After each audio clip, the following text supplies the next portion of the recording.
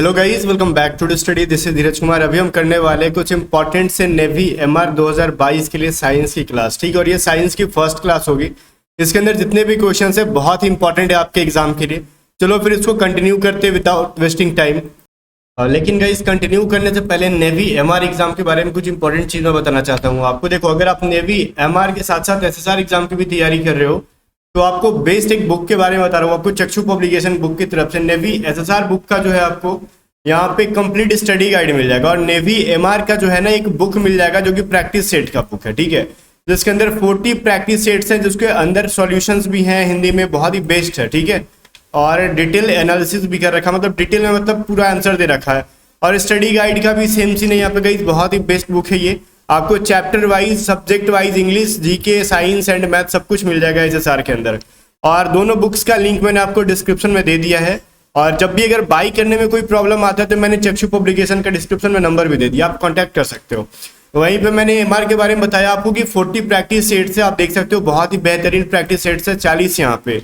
इसके अलावा आप यहाँ पे देख सकते हो क्वेश्चन जो भी है ना, यहाँ पे क्वेश्चन दिए गए हैं, दिख रहा है। इसके आंसर के साथ साथ यहाँ पे इनकी जो डिटेल में है ना व्याख्या की गई है हर एक आंसर का, कि ये आंसर हुआ तो किस तरीके से हुआ। ठीक है, जो कि पढ़ने में बहुत ही हेल्पफुल होगा और एग्जाम ओरिएंटेड बुक है बिल्कुल भी। दोनों बुक्स का लिंक मैंने आपको डिस्क्रिप्शन में दे रखा है, जाओ बाई करके अपनी तैयारी को बूस्ट कर लो वहां से।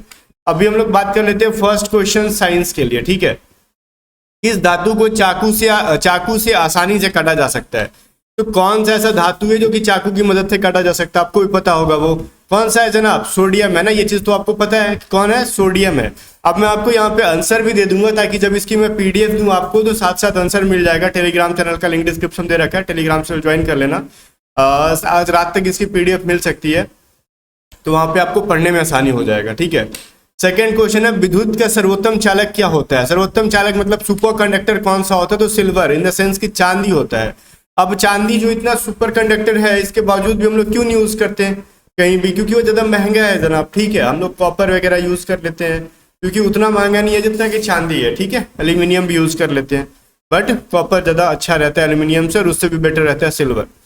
आगे देखो, सोडा वाटर में नींबू का रस डालते हैं। ठीक है, जब डालते हैं तो क्या होता है, बुलबुले निकलने लगते हैं। नींबू सोडा वाटर में से क्या होता है, बुलबुला निकलता है। क्यों? क्योंकि गाइस सोडा वाटर में होता है, क्या होता है, सोडा वाटर में एसिड होता है, बेस होता है, मतलब क्षार होता है, अम्ल होता है। कि सोडा जो है क्या होता है, उदासीन होता है, या सब होता है? तो देखो, सब तो पॉसिबल नहीं है। तो सोडा के अंदर क्या होता है, क्षार होता है। ठीक है, और नींबू के रस के अंदर क्या होता है जनाब, एसिड होता है। इसीलिए जब डालते हो ना तो वहां से CO2 निकलना शुरू हो जाता है, कार्बन डाइऑक्साइड, जो कि बुलबुले के रूप में आराम से निकल जाता है। वो बात समझ में आ रही है? तो करेक्ट आंसर ए हो जाएगा इसका। आगे देखो, कटे हुए सेव का रंग कुछ देर के बाद भूरा हो जाता है क्योंकि वह वायु से क्रिया करके बना लेता है। देखो, कटा हुआ सेव अगर देखे होंगे जिंदगी में कभी ना कभी तो खाए होंगे ना हम लोग, कभी क्या अक्सर खाते रहते हैं सेव। ठीक है, उसको काट के ना खुला हवा में 10 मिनट के लिए छोड़ दो। अब धीरे धीरे वो भूरा होने लगता है, 10-15 मिनट के देखोगे ऊपर का जो लेयर है वो भूरा हो जाता है। ठीक है, भूरा क्यों होता है, कुछ रीजन बताओ। क्या सड़ता थोड़ी है वो? कुछ लोग सोचते हैं कि ये सड़ने लगा, ऐसा सड़ता नहीं है, वो रिएक्शन कर लेता है हवा के साथ। अब हवा के साथ मतलब किसके साथ? हवा में बहुत सारी गैसेस है, मेनली वो ऑक्सीजन के साथ होता है। देखो, एक जो मीडियम से होता है ना, उतना अच्छा फिगर तो मैंने नहीं बनाया, उसके अंदर ऑलमोस्ट मैं बताऊं आपको 31 मिलीग्राम आयरन होता है। ठीक है, और वो जो आयरन होता है ऑक्सीजन के साथ अभिक्रिया करता है और बना देता है वो आयरन ऑक्साइड बना देता है। ये चीज आपको पता था कि नहीं, कमेंट करके बताओ। ठीक है, बड़ा इंटरेस्टिंग चीज है ये। आगे देखो, चूने पानी में मिलाने पर कौन सी गैस निकलती है? चूने में पानी मिलाने पर, चूना में पानी नहीं मिलाओगे तो कौन सा, कार्बन डाइऑक्साइड निकलेगा ऑब्वियसली। ठीक है, चलो आगे देखते हैं। जब भी बुलबुला के रूप में निकलता है मेनली वहां से कार्बन डाइऑक्साइड ही निकलता है। ठीक है, हरी मेहंदी में निम्न में से कौन सा पदार्थ पाया जाता है जिसके कारण वह लाल हो जाता है? बहुत सारे लोगों को नहीं पता है कि उसके अंदर लासोन नामक एक पदार्थ पाया जाता है, जिसकी वजह से जो हमारे हाथों में रह जाता है और वो क्या हो जाता है, वो लाल हो जाता है। किसी किसी को देखोगे ना वो जैसे किसी किसी का जो होता है ना हाथ की स्किन में बहुत ज्यादा लाल हो जाता है, और सेम मेहंदी किसी को लगा वो लाल नहीं होता ज्यादा। तो ये डिपेंड करता है वो लासोन किसके हाथों में ज्यादा मतलब रिएक्शन करके ज्यादा दिन तक बना रहता है और ज्यादा मतलब एक तरीके से स्ट्रांगली बिहेव करता है, और किसी किसी की बॉडी में कुछ केमिकल या फिर वो मतलब बोलते हैं ना पदार्थ नहीं होता जिसकी वजह से वो ज्यादा रिएक्शन नहीं कर पाता। तो ऐसा नहीं है ना कि किसी किसी लोग इसको किस्मत मान लेते हैं कि हमारी किस्मत अच्छी है, वो किस्मत नहीं होता है, वो सब मतलब एक केमिकल रिएक्शन है एक तरीके का। ठीक है, लासोन की वजह से जो होता है क्या वो लाल हो जाता है। आगे देखो, अब इसमें से नेवी एमआर में इस बार गर्ल्स भी अप्लाई कर रहे हैं, तो गर्ल्स हमेशा याद रखना मेहंदी लाल क्यों होता है, ठीक है, आपके लिए बहुत ही हेल्पफुल है। क्या कहना कि ऑक्सीकरण अभिक्रिया में क्या होता है, जब भी हम ऑक्सीकरण करते हैं तो वहां पे क्या होता है, ऑक्सीकरण का जुड़ना होता है, ठीक है, वहां पे ऑक्सीजन का जुड़ना होता है, ऑक्सीजन का निकलना नहीं होता, ठीक है। चलो, आपने पढ़ा है ना ऑक्सीकरण नौकरण ये सभी चीजें, वही चीज है। आगे देखो, फिर नीले लिटमस पत्र को किस रंग में परिवर्तित कर देता है, नीला लिटमस पत्र है जो है, नीला जो है ना वो लिटमस पत्र को किस रंग में परिवर्तित कर देता है। तो ये जो क्वेश्चन है थोड़ा सा अटपटा टाइप का दे रखा है, चलो क्वेश्चन मैंने करेक्शन कर दिया। सवाल ये बनना चाहिए था कि नीले लिटमस पत्र को अम्ल किस रंग में परिवर्तित कर देता है। तो अम्ल जो होता है वो नीला लिटमस पत्र को किस रंग में परिवर्तित कर देता है गाइस, यहाँ पे वो भी क्या कर लेता है, क्रिया कर लो, अभिक्रिया कर लो, या फिर रिएक्शन करके उसको रेड कलर में बदल देता है, ठीक है। तो चलो, बहुत इंपॉर्टेंट है, नीला लिटमस पत्र को अम्ल के साथ अभिक्रिया करके वो लाल रंग देता है। तो ये इंपॉर्टेंट क्वेश्चन बनता है यहाँ से। अब क्या है, देखो उसको तो अम्ल था, अब वो क्षार अगर रहता तो क्षार किस रंग में बदल देता, नीला या फिर बैंगनी, क्या होगा बताओ मुझे। तो वो नीला हो जाएगा। देखो अगर जो है ना, देखो पिछला क्वेश्चन कहाँ गया, देखो नीला जो है, नीला लिटमस पत्र के साथ अगर अम्ल को मिलाएंगे तो वो लाल हो जाएगा, ठीक है। वहीं पे अगर लाल लिटमस को क्या करेंगे, क्षार में डालेंगे या फिर क्षार उस पर डालेंगे तो वो उसको वापस से नीला कर देगा। तो बहुत ही इंपॉर्टेंट सा और बेहतरीन सा चीज है ये, ठीक है। आगे देखो, कटे हुए सेव का रंग भूरा होने का कारण क्या है, उसमें क्या होता है, जस्ट मैंने पूरा एक्सप्लेन करके बताया था कि कटा हुआ सेव भूरा क्यों होता है। उसके अंदर आयरन होता है जनाब, तो याद रखोगे, ठीक है।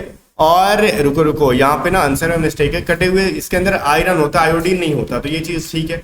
यहाँ पे टाइपिंग में कुछ एरर है, कोई दिक्कत नहीं, मैं जो बता रहा हूँ वो सही है, जो स्क्रीन पे कहीं कहीं लिखा हुआ है वो मिस्टेक है। तो करेक्ट आंसर आपको जैसा कि पता है कि आयरन ही हो जाएगा इसका, ठीक है।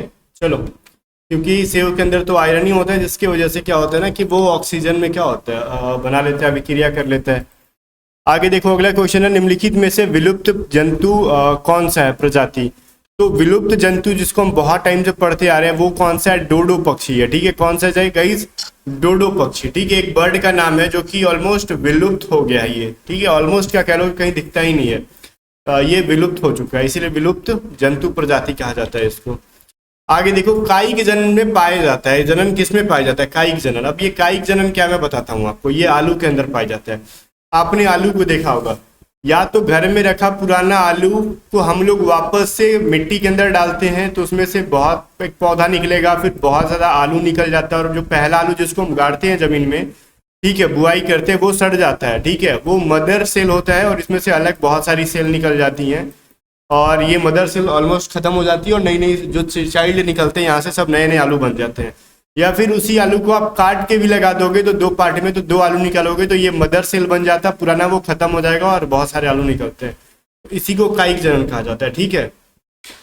नर और मादा युग्मक के संयोजन से क्या को कहते हैं, क्या कहते हैं उसको, निषेचन ही कहते हैं ना, आपको फर्टिलाइजेशन आप पढ़े होगे उसको, ठीक है, निषेचन कहते हैं। आगे देख लो, एक लिंगी पुष्प है, तो एक लिंगी पुष्प पूछे तो मक्का को कह देना, ठीक है। जस्ट आपको ये डायरेक्टली एग्जाम में पूछा जाता है, घुमा फिरा के नहीं पूछेगा बिल्कुल भी, एग्जाम में डायरेक्टली पूछेगा कि एक लिंगी पुष्प कौन सा है, तो मकई, ठीक है।